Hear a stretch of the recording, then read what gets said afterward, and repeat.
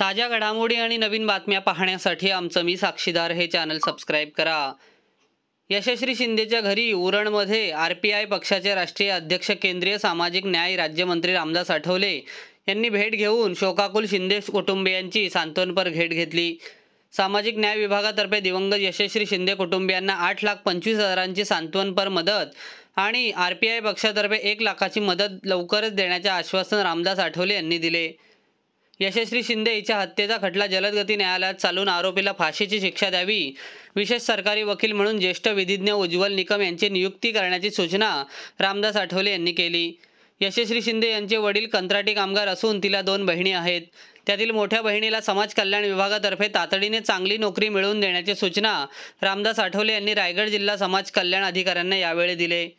यशश्री शिंदे यांच्या मारेकऱ्याला फाशीची शिक्षा दिली पाहिजे अशी मागणी आठवले यांनी केली.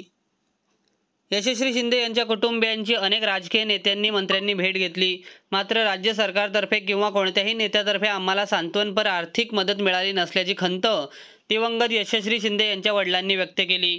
समाज कल्याण विभागातर्फे तातडीने 8,25,000ची सांत्वनपर मदत देण्याचे निर्देश रामदास आठवले यांनी समाज कल्याण अधिकाऱ्यांना दिले. यावेळी अनेक कार्यकर्ते उपस्थित होते.